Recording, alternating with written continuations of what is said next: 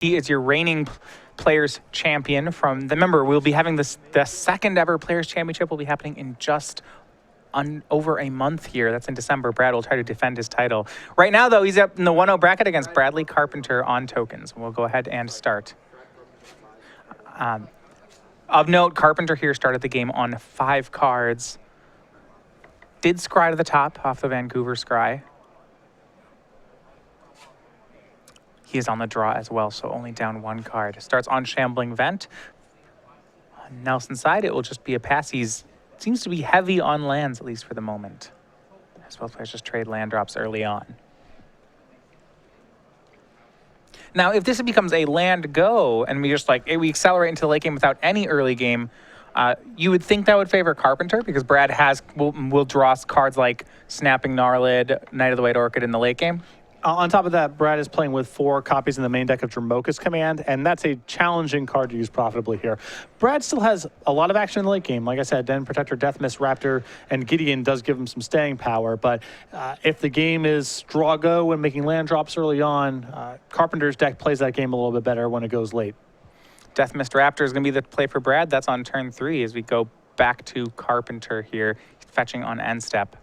See what his answer is. If Nelson has this graveyard package of Den Protectors and Deathmist Raptors, that could be a recipe for him to get around the control strategy of Esper tokens. Yep.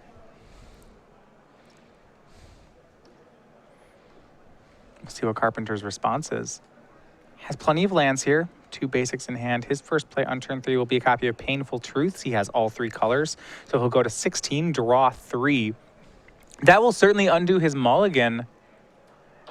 Though he'll take a lot of damage for it. 3 there and then 3 more off the Deathmist Raptor attack. He did have some good draws, though, and especially ones against Deathmist Raptor. Found a copy of Utter End and Silk Wrap, so 2 exiling effects. 3 copies of Painful Truths in Carpenter's main deck.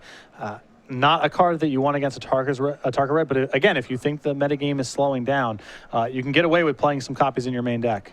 Yeah, for Brad, his play for the turn was a face-down Den Protector, a card that normally Bradley would jump on the opportunity to remove, but there's not great targets in Nelson's graveyard, so maybe he can let that stick around for a turn. Well, I still think Carpenter, he's at 13, he's taking a hit next turn. I think he still wants to just cast removal spells, use all of his mana, and stabilize the game, take over from there. So even though there aren't any great targets, I think that Carpenter's still concerned enough with his life total here that he's going to want to be using the removal spells. Yeah, Silk Wrap there. He had to pick a target. He did go for Den Protector, and now here's Seeker of the Ways. He'll pass back to Nelson. Carpenter at 13, but Seeker may put some pressure on Nelson to block if he can't remove the Seeker of the Way. Well, the leftovers on Nelson's hand, just all removal spells here. Silk Wrap and 2 copies of Dromoka's Command. So the Seeker's not going to be problematic here for Nelson to answer. Swing from Deathmist. No blocks from Carpenter.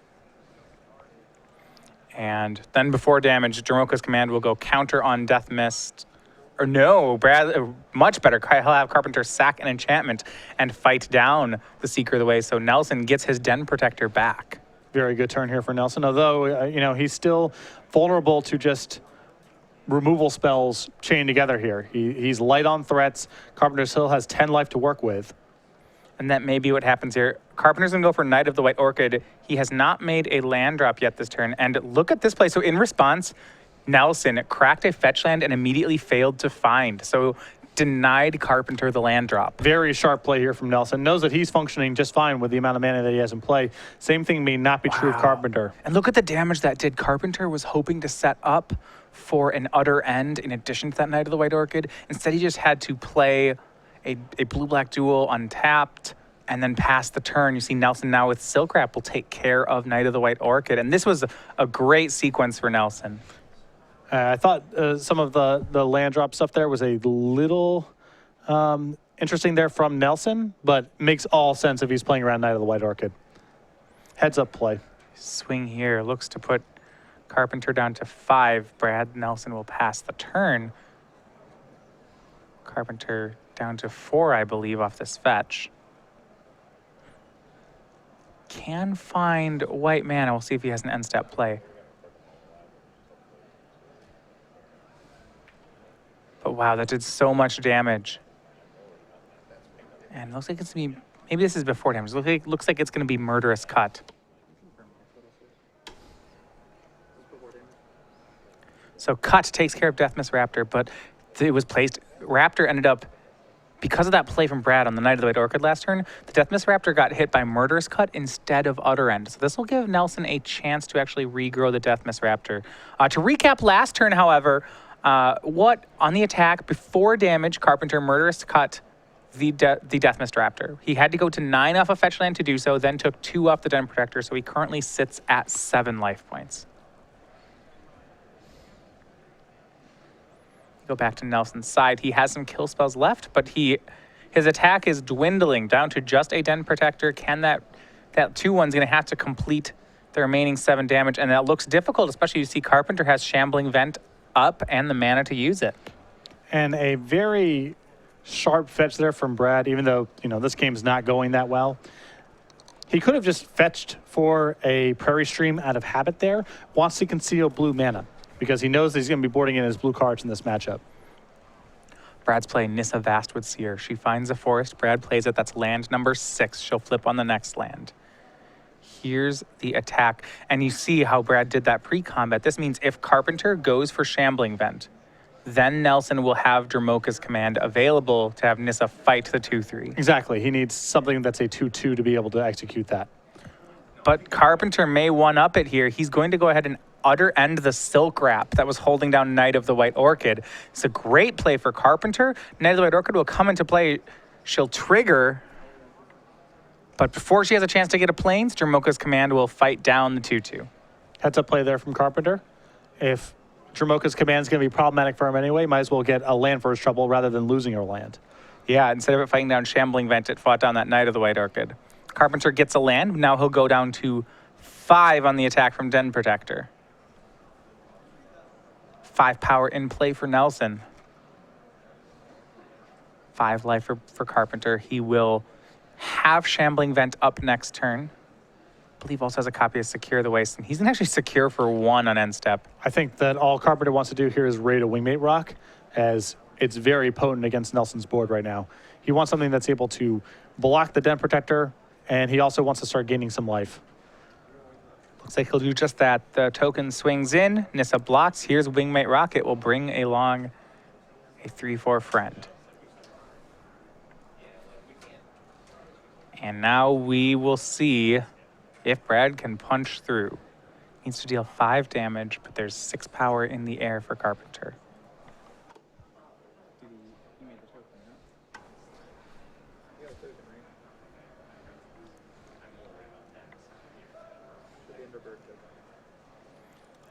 Now Brad has a decision. 7th land, does he want to flip Nissa? Yes, he does. There we go. There's the token off Wingmate Rock. Nissa will flip. Nelson will fetch. And he's gotten so close here, but may have fallen a few points short.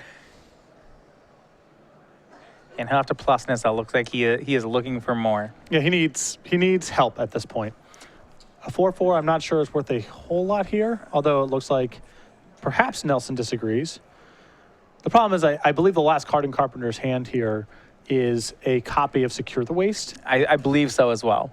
So secure for a bunch and gaining life off of the Wingmate Rock is going to be too much for Nelson to erase. If he assumes that Carpenter's last card in hand is nothing, then it's reasonable to maybe just make a 4/4 and try to race. Yeah, especially when you remember that if Bradley Carpenter makes a lot of tokens on end step and swings with the Wingmate Rock, he has potential to gain a lot of life as well.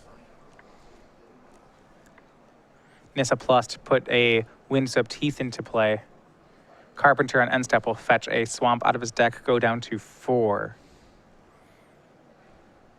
Well, looks like Nelson can't deal damage yet, but I'm not sure that Carpenter has a safe attack yet. He is still fairly low. Well, he still picks up 2 life here from the Wingmate Rocks. He can take down Nissa, and dying from 6 with a Shambling Vent in play is pretty hard. Oh, wow. Well, this is huge. He's going to go for Sorin Solemn Visitor. That will +1 to give his creatures 1/0 and lifelink. Here's an attack of both creatures. He will gain 2 off the Wingmate Rock trigger. That puts him to 6. And then has 8 power worth of lifelink flying in. 4 at Nissa, 4 at Brad. Brad goes down to 11. Nissa hits the bin. Carpenter gains 8, will go up to 12, and that was a great sequence for Bradley Carpenter. Yeah, Soren was about a perfect draw there. There was some risk of, you had to send everything that turn probably at Nissa. You're at 6. It's pretty safe, but not a lock by any stretch. But that Soren gives Carpenter so much life. Yeah, a gain of 8 will put him up to 12. Nelson only has 2 power in play. Even a card like Become Immense wouldn't be enough here. Yeah, he gets a total of 10 life for his trouble there because he gets 2 off of the initial Wingmate Rock trigger and then 8 off of the Soren. Yeah, remember, and he can repeat this again next turn too if Brad Nelson can't secure a kill. So Den Protector will put Solemn Visitor down to 3. A morph from Brad Nelson and a pass back. Carpenter wants to see the graveyard just to be sure. There is a Deathmist Raptor hiding in there. If you remember early on, Carpenter had to Murderous Cut the Raptor instead of exiling it. But the damage is done. This life gain has put Carpenter up to a safe 14, and he should be able to close out this game rather quickly. It's got to look. There is a Dromoka's Command in Nelson's yard. Plus a Soren swings with both creatures. Life gain trigger. Carpenter goes up to 16. Will he gain 8 more? Looks like he will. 24 and 2 become the life totals. End step, Brad Nelson flips Deathmist Raptor, gets Deathmist Raptor back into play. If you look at this out, though, that's only 9 power. He has to deal 24. Soren Solemn Visitor and these Wingmate Rocks have reversed the situation for Carpenter. Now he sits at an insurmountable 24 life.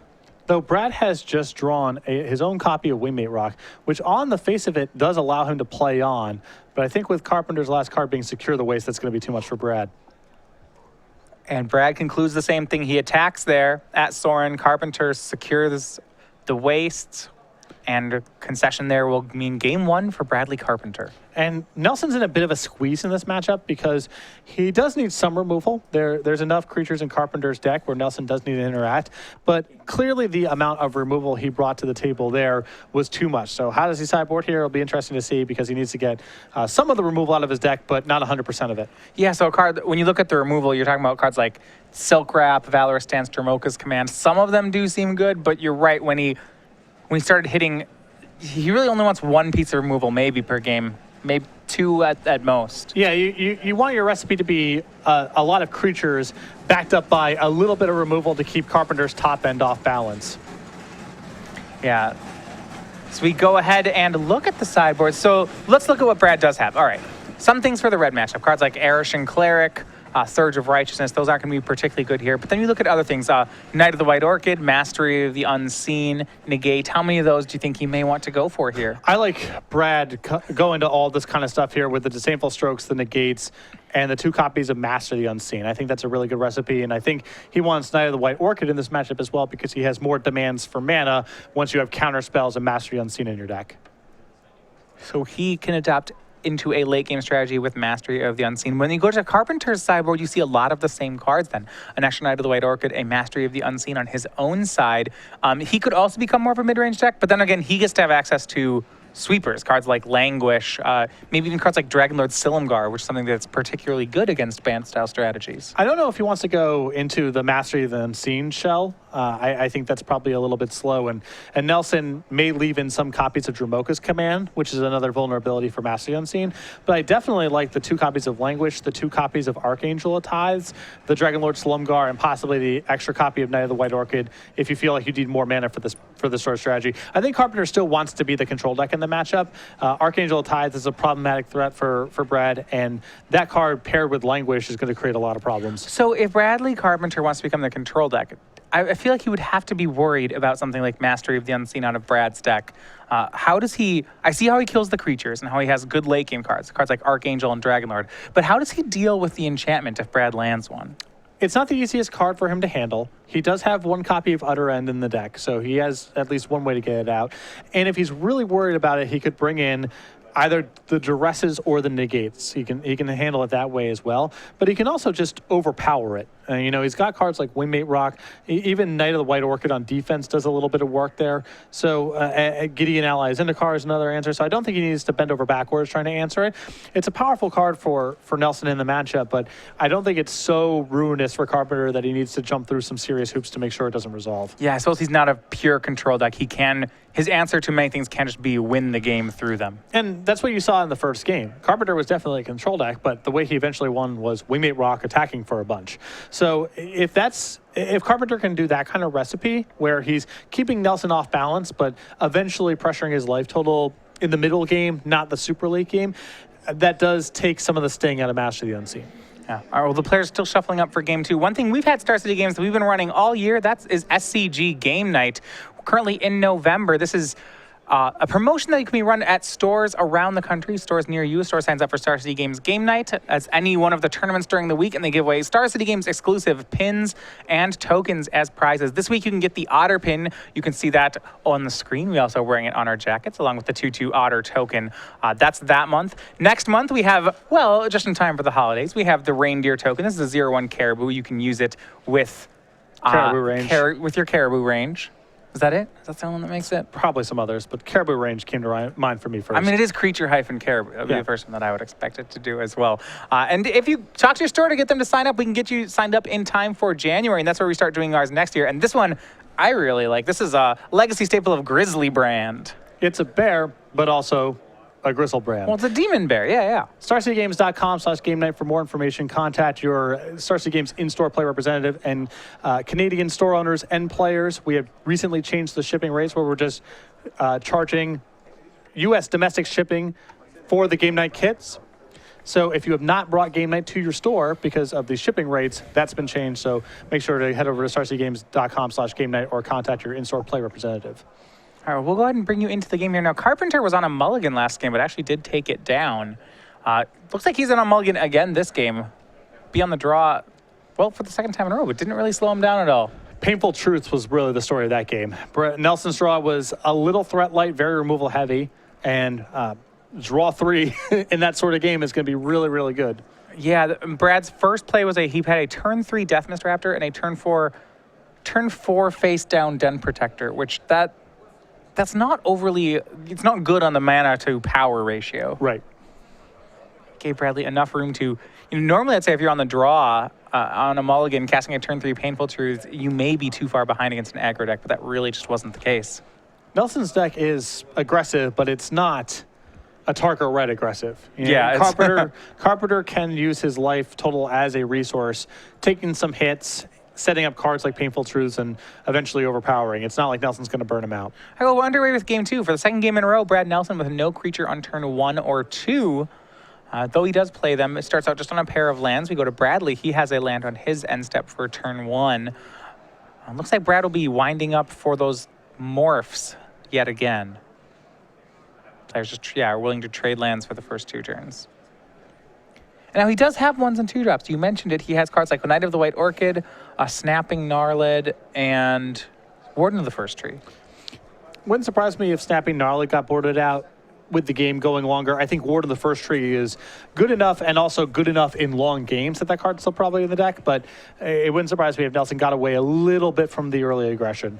Yeah, if he expects his opponent to go into more removal, a card like Snapping Gnarlid does seem like it'd get outclassed quickly. Yeah. And once again, Brad disguising that blue splash in his deck. Goes ahead and fetches for a forest. And he'll start on Death Mist Raptor. This time, it looks like he has the follow-up of Gideon. So last time we saw Death Mist Raptor into Den Protector as not good enough. This Gideon seems like it should be much stronger. And Nelson very excited to untap here, get to play Gideon with no threat or counter spells on a clean board. Much better position here for Nelson than he was in game 1. Yeah, it'll make a 2-2. The draw for Bradley was also Gideon, so we may see dueling Gideons here. Silk Wrap took care of the Death Mist Raptors. The board is just Gideon on Nelson's side. Will Carpenter match? Looks like he will. He also has Archangel of Tides, so he has a choice here between the two. So he went for Gideon, decided to have the mirrored Planeswalkers. The Archangel would be interesting it would be good against the tokens attacking and also could chip down at the other player's Gideon. Now Bradley has a follow-up of Obnixilis next turn, so maybe that's enough to change it. Yeah. Yeah, I was going to say, you typically don't want to be the person behind on the table in the Gideon battle, because Gideon can plus an attack, and that can complicate matters. But if you're going to follow up with Obnixilis, then I think that Carpenter can protect Gideon for one turn, and then Obnixilis is a big play. Brad sends the ally in at Gideon. The allies trade, and Brad's Planeswalker replaces it. So the Gideons stand at parity with each other. And now we'll see Brad's follow-up. He's going to go ahead and fetch. Now here's Prairie Stream. We'll leave up that Disdainful Stroke as he goes for a 3-drop. And Brad looks like he has a copy of Disdainful Stroke in his hand. His 3-drop is a face-down creature. And leaving up that 2 mana here for Stroke should serve Brad very well. Between Archangel of Tides and Obnixilis, there's a lot of great targets in Bradley's hand. Yeah, and Bradley's aware that Disdainful Stroke is a possibility. He's got a Silk Wrap in hand, so now he's considering, is there a way for me to play around Disdainful Stroke this turn, have a productive turn playing nothing but cheap stuff, or do I have to bite the bullet, either hope it's not there or try to play through it? Polluted Delta for Carpenter. He's going to go ahead and fetch up a Swamp. He did draw Silk Wrap, so he has a removal spell. He could go for Silk Wrap on the morph. If it's a Den Protector, it means Brad will only get back a land. It's not a terrible exchange for Carpenter. He may just do a check on Disdainful Stroke. I think that's the line he's going to take. He's going to go for Obnixilis Reignited. If his turn is Silk Wrap plus something else good, I think you could play around Stroke. If it's just Silk Wrap, I think Carpenter's got to risk it here. Yeah, and he does risk it. All right, there's the call. Brad does have Disdainful Stroke. Obnixilis does not resolve. And here's the Knight. The danger here is now that he went into the counterspell, now Brad can buy back the Disdainful Stroke with Den Protector, and that seems so much worse for Bradley. In post-board games, and I felt this way ever since Den Protector got printed, the most powerful thing to be recurring with Den Protector is counterspells. If you have the right counterspells for the matchup, Disdainful Stroke, Dispel, Negate, whatever it happens to be, it is so good pairing that with Den Protector. Well, just think, if Carpenter had taken the turn off last turn to just Silk Wrap away the Den Protector, he would only have to work through one Disdainful Stroke, I suppose. But now you just look at this board and you feel like none of Brad Carpenter's cards are resolving. This is actually an interesting play by Nelson. He used Gideon to make an emblem, so then it died, bought it back with Den Protector, remade Gideon, is going for another ally. This is an aggressive play, but what I love is that Den Protector is now a 4/3, can't be blocked, and can take down Gideon. Yeah, this is a very aggressive turn here, which I like a lot from Nelson. He is a little bit vulnerable to something like a removal spell for Gideon backed up by a sweeper, but that's asking a lot out of Carpenter, and Nelson's going to be able to win the game pretty quickly here if nothing too bad happens. Draw for Carpenter was Painful Truths. Yeah, you see plenty of removal spells in Carpenter's hand. It's not like he's had issues with his draw. He's had lands, he's had finishers, he's had removal, but yet you still feel him being very far behind right now. Well, Nelson got the advantage in the Gideon War. He got his first, and he has Den Protector in his deck, which is a very powerful threat at taxing other people's Gideons, and Carpenter does not have Den Protector in his deck. So here's Archangel of Tithes from Carpenter. He'll pass back to Nelson. Archangel of Tithes is not the end of the world here for Nelson insofar as he has a lot of mana to function with, but the stats are very good. Yeah, she's a great blocker at the moment. If Nelson wanted to attack into her, I mean, the Den Protector can swing past her. But that's about it right now, and it does put a shorter shelf life on Brad's Gideon. It's possible Nelson will simply plus Gideon and start attacking because his 2/2, now 3/3 tokens are still not worth all that much in the face of Archangel of Tithes. Yeah, he could plus Gideon to attack. He could even make another emblem, I suppose, and then his 4/4s, they're safer to attack. But then he's extremely exposed to a sweeper. Then Languish, yeah, then he's got Languish gets nothing. him. So I think that Nelson will try to avoid using Gideon for an emblem unless it's going to set up a kill that turn.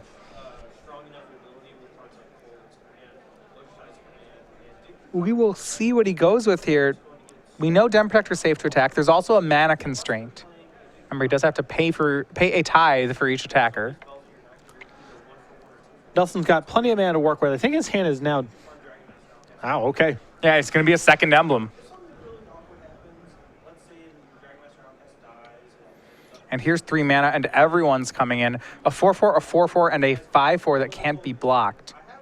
So if Carpenter wants to take care of one of the allies, he could double block it. I mean, Nelson's still got mana up, so it is a risky double block if he goes for it. And he will. But now Nelson is down to... If something happens to the Den Protector, he's not attacking for all that much. Brad loses the token. But remember, he put Carpenter down to 6. Nelson just played a Knight of the White Orchid post-combat. He's got a 5/4 and 2 4/4s. And now Carpenter fetches down to 5. Now Den Protector's lethal. He's got to have something in mind if he was going to make that fetch. What I like is that unless Bradley plays a creature, Nelson has free range to attack into this 3/5. All his creatures are big enough to survive the block. Yeah, he does it. You know, he does get to have some healthy attacks. And last turn, without the second emblem, his tokens were not worth very much. But the risk here is that Carpenter's hand is some removal spells. He can answer this, and then Nelson's got no backup. Needs to draw well off the top. Well, he'll still grab away the Den Protector. That's how he wasn't going to take the 5. Now he'll play another Gideon, make an ally, and pass. So he has enough blockers to block both of Brad's creatures. If he wants, he could also go really risky, and he could go down to 1 and try to double block one of them away. Just go back to Nelson. So he has, once again, he has Carpenter on the ropes, but it's unclear whether or not he'll be able to finish the job. Remember, if he lets Carpenter untapped, then Shambling Vent is added to the blockers that Carpenter could have. So this is a turn where his shields are somewhat down. Brad Nelson will pay 2, swing with both creatures. Carpenter deciding if he wants to risk the double block. The answer is no here. He's going to go ahead and chump the Knight of the White Orchid and then just block the ally. If Carpenter's hand was really soft, it's possible he would feel like he would need to make some inroads here and try to go for double blocking something on the table. But with the Shambling Vent and leftovers in hand, he doesn't need to do something that risky. Interestingly, both those creatures actually were at Gideon there. Because it wasn't a lethal attack, he wanted to take care of the Planeswalker. And a great draw for Carpenter. Looks like a copy of Languish was the draw.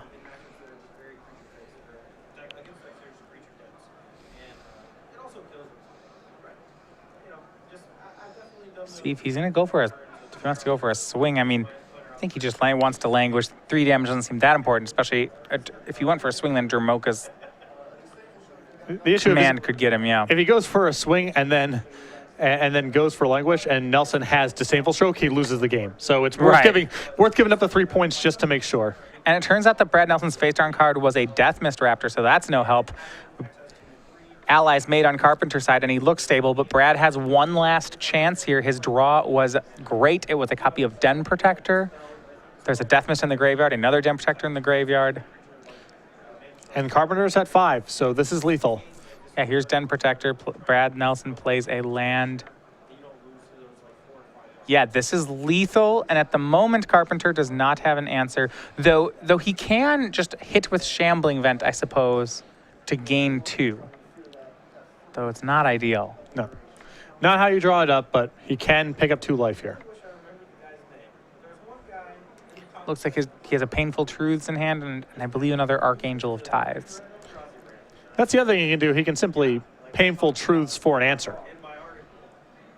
Looks at Brad's yard, wants to see just what we could buy back. Disdainful Stroke is among the cards that Nelson could get. That does complicate things. But Carpenter still has the option here of Painful Truths for a cheap spell that answers Den Protector. A Silk Wrap, a Ruinous Path. That may be it. I think that is.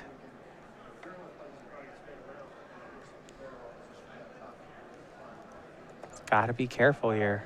It plays a second Archangel of Tithes.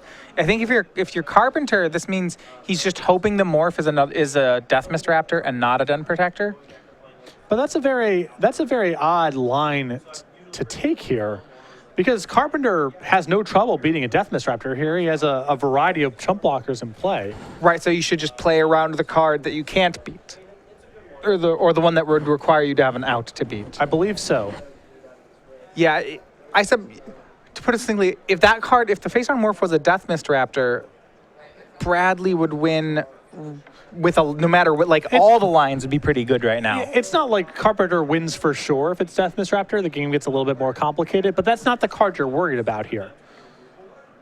Yeah, and this attack from Nelson should just do it. Here's Death and Protector.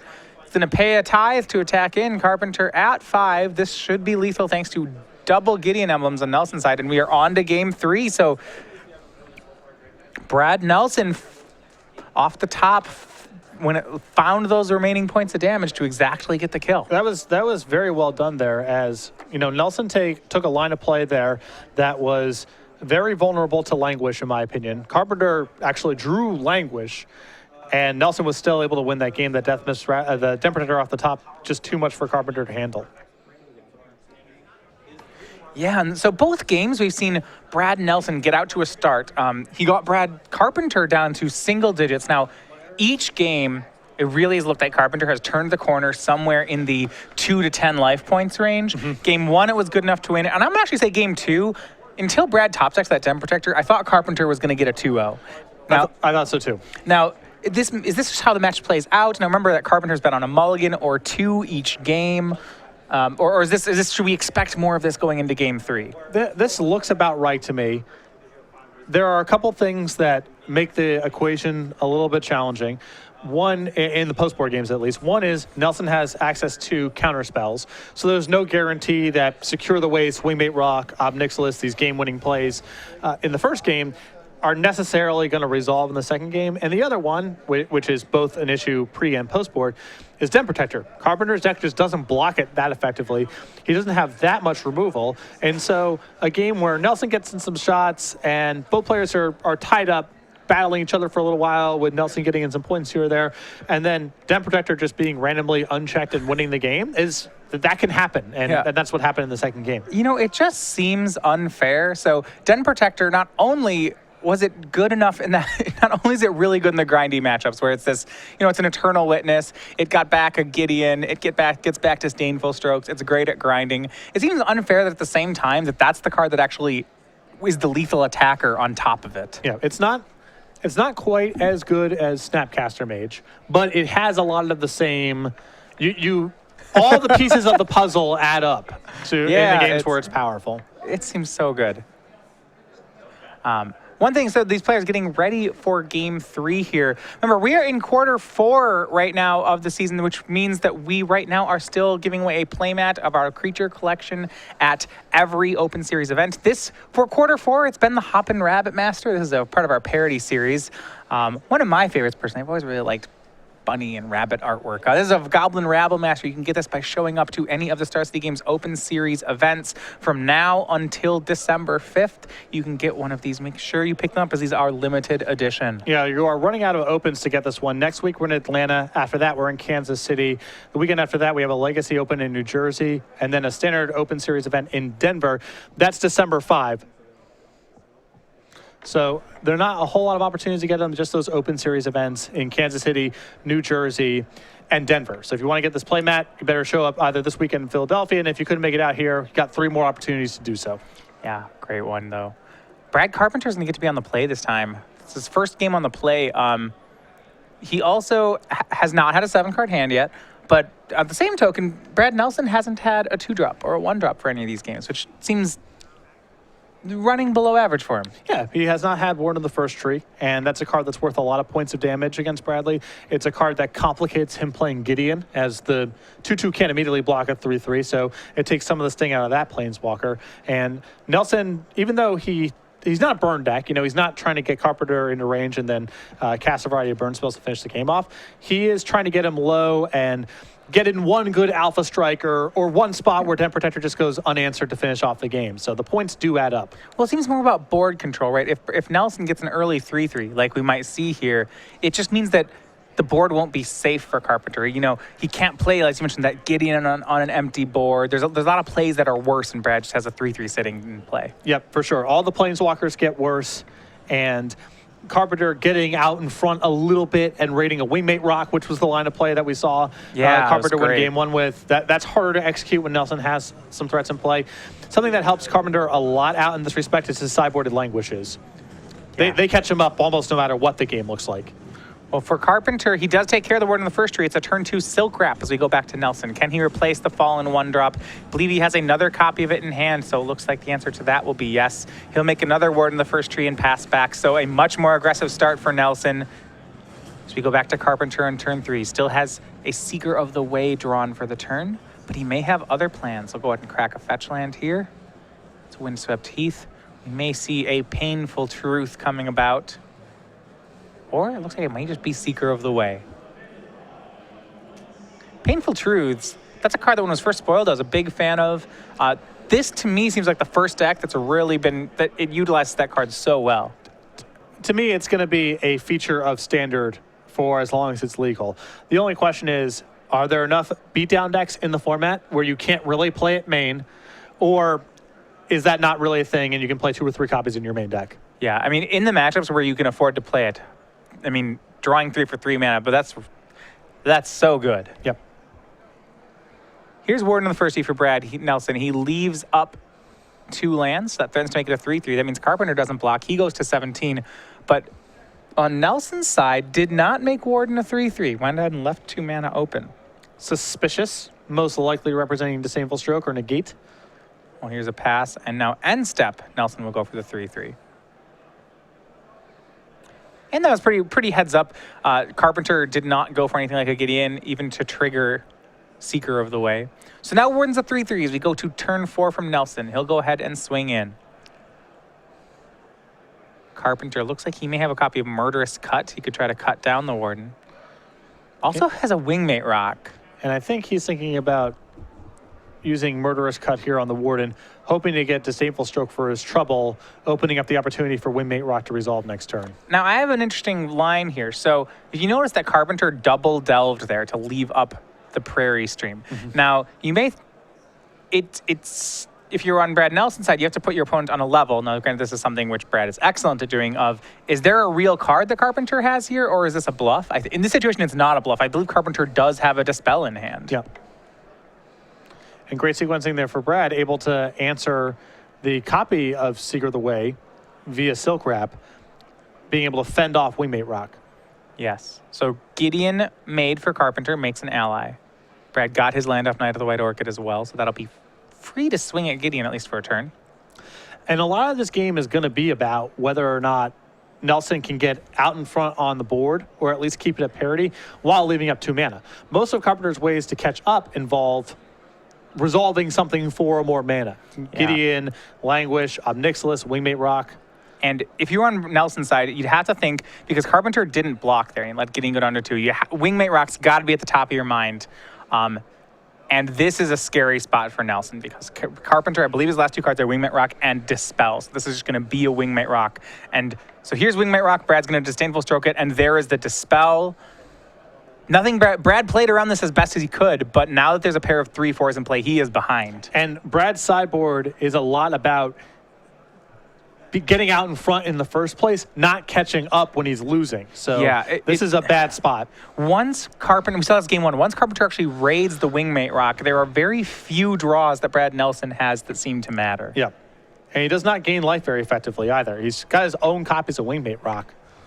And Ward of the First Tree can provide that if the game goes long enough, but if the timeline in the game is constricted, it's hard for Nelson to really race this unless he just draws his own copy. And here, so Nelson looking at 10 power on Carpenter's side of the board. It's going to have to battle back past it somehow. Here's Den Protector. It will get back a Windswept Heath. Brad will play it for the turn, crack the fetch land. Getting basic planes. How does he deal with 6 power in the air and so much life gain? He'll play Gideon, make an emblem, and attack take down Carpenter's Gideon. That's a start, but he's still behind. Well, if Nelson draws Wingmate Rock, he's got 4 or 5 Wingmate Rocks against 3/4s. So that's what he's playing to. If he draws Wingmate Rock, then he's got everything's covered. Yes, but it needs to be real soon. Here's a swing with the 2 birds in the air. Carpenter will go up to 19. Nelson down to 7. And here's the pass. Can Brad Nelson hit Wingmate Rock? As you mentioned, he has set it up. Does not look like he hit it the first time. May get one more chance at that. He has Deathmist Raptor, Den Protector in hand. You can tell that Nelson knows definitely what the game's about. I mean, his lines have been decisive, and you can see why he's doing what he's doing. But Wingmate Rock against his deck, extremely powerful. His only recourse is his own copy, and as of yet has not found it. Well, here's Den Protector. Can just go ahead and swing. Brad. And I wonder if at some point, I think he's reached this conclusion that the damage race just doesn't seem to matter unless he has a Wingmate Rock. So he may just need to hold. In the situation where he takes 6 more in the air next turn, he may need to just hold back an extra blocker to make sure that somehow a 7th point doesn't sneak in there. Yes. And he has to play around, Carpenter could rip a removal spell and suddenly have lethal. So, Nelson definitely wants to get in his points when he can, because if he draws Wingmate Rock, he wants to shorten the length of the game, because Carpenter can draw a removal spell and undo all the work. Right. But it's still important for Nelson to get his shots in. Well, here's a swing for Nelson. It's for 7. Carpenter goes down to 12. Now there are 4 attackers on Brad's side. He has to have a blocker for every ground creature. And it's very interesting watching players in matchups where they both have Knight of the White Orchid manage their land drops. They are definitely not trying to give the other player the opportunity to play a Knight for value. We did see game 1, Brad fetch and fail to find just to deny a land drop off Carpenter. Carpenter last turn, he drew a land. And there's an argument for him playing it because he has, things like Painful Truths in his deck. You want to be able to, draw a bunch of cards and use all your mana in one turn, but doesn't want that Knight doing anything. Well, here for Nelson, the post-combat play was a Deathmist Raptor and a face-down Den Protectors. Swing from Carpenter puts Nelson to 1, Carpenter to 14. He plays a land and passes. Nelson, he needs Wingmate Rock draw will do it. Otherwise, he needs to kill this turn. He did not hit on the draw, so now we get to see, can he do enough damage? He can get back a Gideon and Emblem again. That's probably not enough, though. Yeah, Carpenter can chump block the Knight and the Deathmist Raptor, and that's only 10 points coming across with Carpenter at 14. So that line of play doesn't get it done. See if Brad has another play he can make. If he can't kill this turn, he would somehow have to gain 6 life. I don't believe he has access to something that can do that.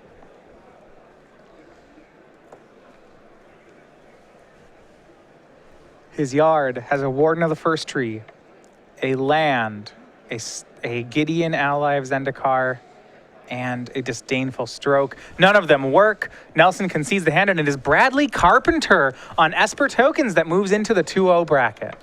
And Nelson's sideboard there, I like it a lot for the matchup. He can definitely play a long game, but still be aggressive. But a lot of it is predicated on being out in front in the first place. And game 3 with Carpenter on the play, he was just able to trade off and fend off enough with Nelson, force Nelson to commit enough mana, answering things like Seed of the Way and trying to get his own board developed, that Carpenter was able to set up an opportunity to raid a Wingmate Rock. And at that point, Nelson is basically drawing to just his own copy of Wingmate Rock, didn't find it in time, and that was the whole game.